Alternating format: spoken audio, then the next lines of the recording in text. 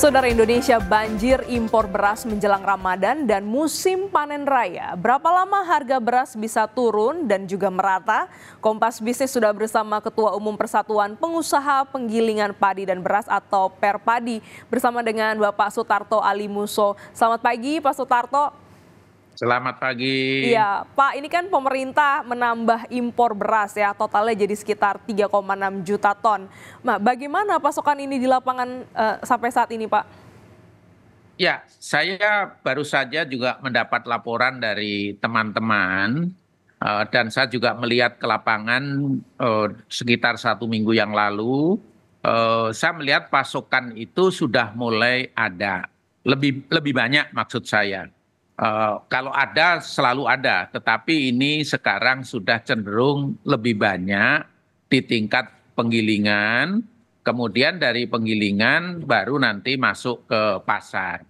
Memang harganya kalau minggu-minggu lalu harganya masih relatif tinggi, dalam arti sampai di penggilingan itu sekitar Rp8.000.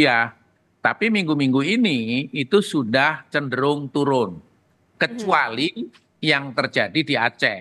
Di Aceh tidak pernah melampaui Rp7.000 gabah kering panen sampai ke tingkat penggilingan. Nah, ini semua pasti ada hubungannya dengan pasti upaya pemerintah, ini juga ada dampaknya. Kalau barangkali kalau pemerintah tidak menggelontorkan beras-beras yang diimpor dan sebagainya, itu saya pikir harga pasti akan lebih tinggi lagi. Karena Oke. apa? Karena memang pasokan yang menurun tadi, pasokan menurun sehingga itulah yang menyebabkan harga naik. Iya. Ya, seperti Eh, itu. Pak, ini kan juga impor dilakukan jelang panen raya begitu ya. Seberapa besar harga gabah atau beras petani lokal akan terpukul terkait kebijakan ini? Ya, saya pikir saya sependapat sih dengan Kepala Badan Pangan mengatakan impor ini selalu dikatakan harus terukur. Jadi terukur itu tentunya satu, jumlahnya harus sesuai dengan kebutuhan, tidak boleh berlebih. Yang kedua, waktunya harus tepat. Kapan saat beras impor ini datang dan masuk.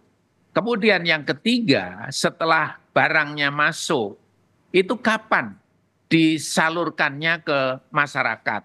Ini semua akan menentukan harga di lapangan. Ditambah satu lagi, bagaimana cara menyalurkan beras-beras impor ini ke lapangan.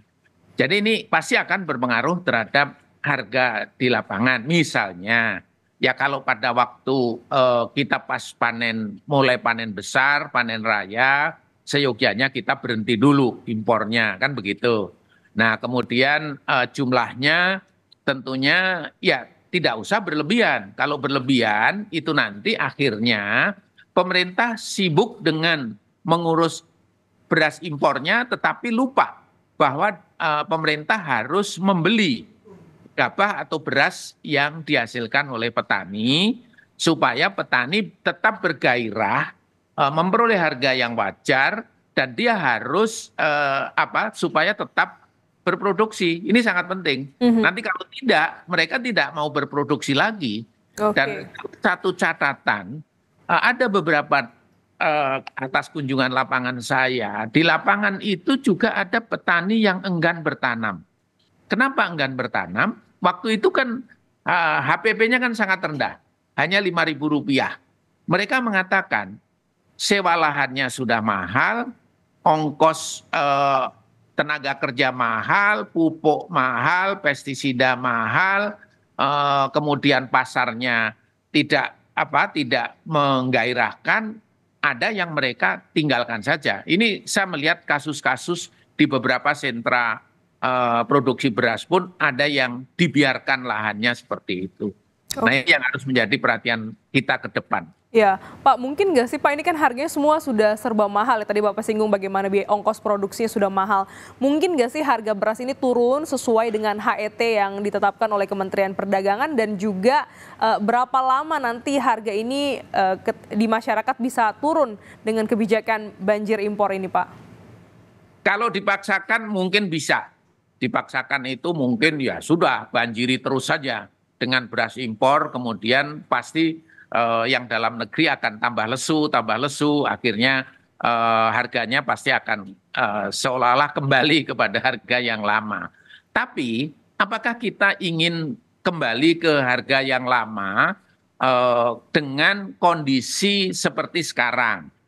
Misalnya kan tadi itu saya katakan sewa lahan yang luar biasa mahalnya. Untuk lahan-lahan produktif ya. Kemudian yang kedua ternyata pupuk pun tidak mudah didapat. Ya, kita sekarang ada pemerintah mengatakan subsidi pupuk akan ditambah dan sebagainya. Alhamdulillah. Cari benih pun tidak mudah. Serangan hama penyakit di lapangan banyak. Pendampingan petugas lapangan pun ada kecenderungan kurang karena petugasnya yang sudah banyak yang pensiun. Nah, kemudian pasarnya ini juga pengaturan pasar ini juga tidak terlalu mudah. Selama kita masih produksi kita itu antara bulan-bulan tertentu itu masih minus, kemudian bulan-bulan tertentu surplus. Dan bahkan kalau saya melihat surplus bulan Maret tahun ini tidak terlalu menggembirakan bila dibanding dengan tahun yang lalu. Padahal pemerintah sudah punya program menangani atau memitigasi apa yang disebut dengan El Nino. Tetapi ternyata Maret ini masih jauh lebih kecil. Biasanya panen raya itu rata-rata di atas 5 juta ton. Tapi ini kan hasilnya hanya sekitar 3,5 juta ton. Misalnya seperti itu. Jadi kalau dipaksakan bisa saja, misalnya tadi itu saya katakan dengan impor digelontorkan terus-menerus, kemudian tentunya pengawasan dilakukan secara ketat, mungkin akan kembali. Tetapi bahayanya akan kembali ini kan berdampak kepada harga gabah yang nanti akan turun kembali, dipaksa untuk kembali kepada 5.000, sepertinya kok ini perlu dipertimbangkanlah masa-masa. Ada beberapa pejabat pemerintah sudah menyatakan perlu waktunya meninjau kembali HET. Saya pikir kok itu yang harusnya HET dan juga HPP Gabah, saya pikir kok itu yang harusnya kita pertimbangkan. Jadi tidak kita menuju ke yang lalu gitu ya. Lalu, saya kira yang lalu ini harusnya ada faktor-faktor Penyesuaian. tolnya naik kok, ongkos angkut pasti naik, kan kira-kira begitu. Jadi itu situasinya. Oke, jadi perlu ada penyesuaian karena begitu kompleks permasalahan terkait dengan produksi beras ini. Pak, tadi Bapak menyinggung soal masalah produksi, ada El Nino begitu ya. Yang dilanda El Nino kan bukan hanya Indonesia, negara tetangga juga dilanda El Nino begitu ya. Tetapi mereka bisa surplus. Nah, kalau di Indonesia ini masalahnya jadinya apa nih Pak? Kurang sawah kah atau kurang petani atau seperti apa?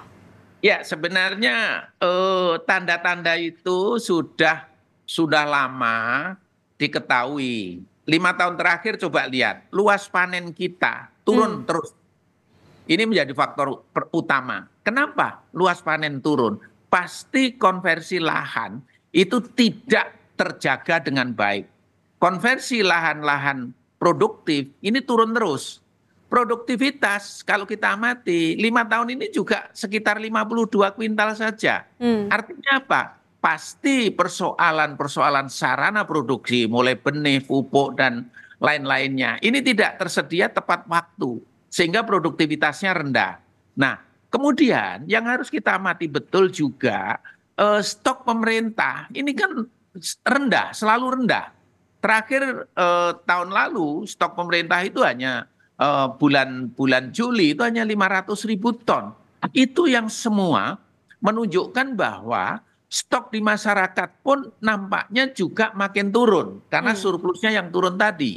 Nah, kalau kita bandingkan dengan negara lain itu penduduknya itu tidak sebesar penduduk Indonesia. Kemudian dia kenapa bisa surplus? Tentunya kebetulan juga diversifikasi pangan mereka juga berjalan nampaknya lebih baik gitu ya. Kalau kita kan diversifikasi pangannya juga kurang kurang apa ya, kurang masif gitu ya. Mhm. Jadi hal-hal seperti ini termasuk bagaimana kita menjaga stabilitas harga di dalam negeri ini yang harus kita kuatkan betul. Salah satu cara adalah pemerintah harus punya stok yang cukup. Nah, kemudian peningkatan produksi ini harus dimulai dari bagaimana kita melindungi lahan kita yang produktif, kemudian meningkatkan membangun lahan-lahan sawah baru.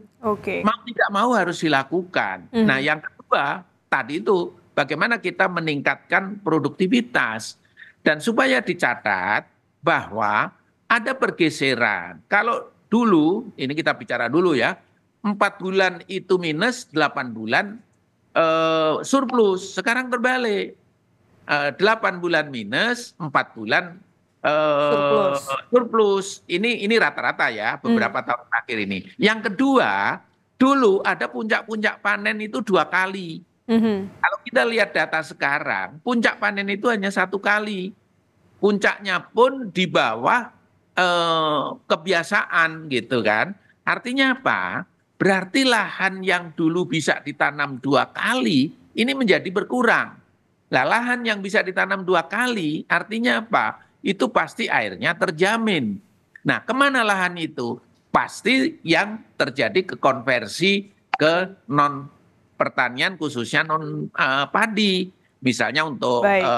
perumahan, industri, Mhm. kemudian infrastruktur. Klaten aja itu 1 tahun saya dapat berita 300 hektar hilang. Mhm. Padahal daerah-daerah produktif pengairannya bagus sehingga dia bisa tanam 2 kali atau 5 kali dalam 2 tahun. Ini yang penting. Baik, jadi memang terkait kebijakan impor beras ini perlu ada penyesuaian, perlu dikaji lagi supaya benar-benar bijak, kebutuhan stok ini aman dan juga petani yang bekerja keras untuk bisa memanen di panen raya ini juga tidak terdampak kerugian ya Pak terkait dengan Setuju. impor Ya. beras ini. Terima kasih Ketua Umum Perpadi Sutarto Alimuso telah bergabung di Kompas Bisnis pada pagi hari ini. Sehat selalu Bapak.